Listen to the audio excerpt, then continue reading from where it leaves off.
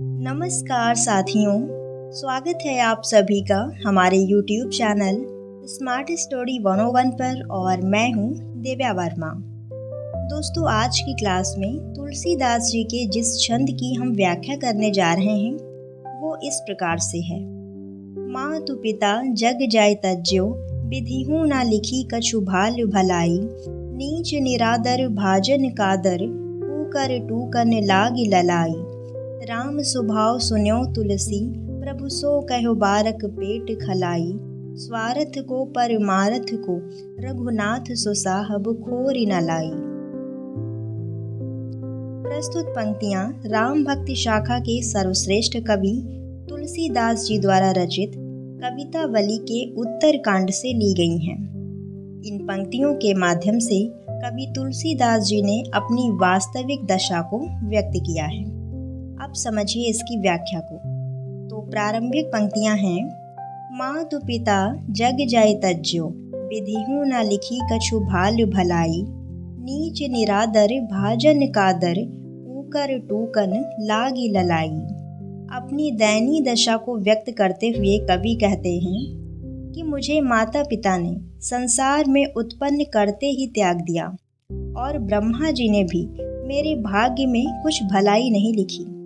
कहा जाता है कि जब तुलसीदास जी का जन्म हुआ था तो जन्म के समय कुछ अशुभ घटनाएं घटित हुई थी, जिसके कारण उन्हें चौथी रात को ही उनके माता पिता ने उन्हें छोड़ दिया था।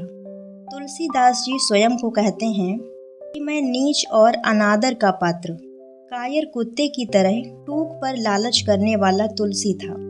यानी जब तुलसी के माता पिता ने भी उन्हें छोड़ दिया था तब उनकी स्थिति बहुत दयनीय हो गई थी।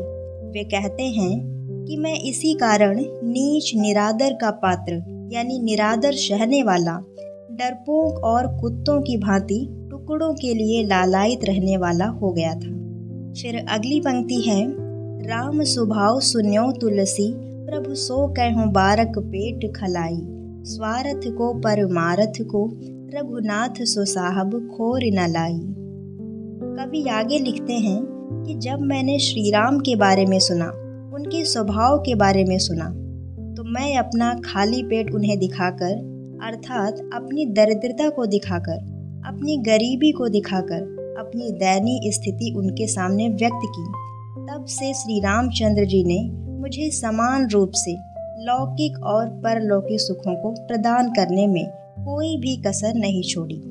अर्थात कवि यहाँ पर क्या कहते हैं कि जब से मैंने भगवान श्री राम की आराधना की, उनकी उपासना करनी प्रारंभ की, उन्हें स्मरण करना शुरू किया, तब से उन्होंने मेरे ऊपर समान रूप से कृपा दृष्टि बनाई रखी। तो यहाँ पर व्याख्या समाप्त होती है।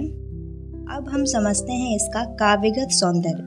तो भाषा यहाँ पर अवधि है, छंद सवैया है और रस भक्ति है, गुण यहाँ पर प्रसाद है और अलंकार यहाँ पर अनुप्रास है। तो इसी के साथ आज की वीडियो समाप्त होती है। आई होप आप लोगों को ये क्लास पसंद आई होगी। सो प्लीज़ दोस्तों, वीडियो को लाइक शेयर ज़रूर कीजिएगा और चैनल पर नए हों तो सब्सक्राइब भी कर लीजिएगा। मिलते हैं नेक्स्ट क्लास में, तब तक के लिए धन्यवाद साथियों। जय हिंद।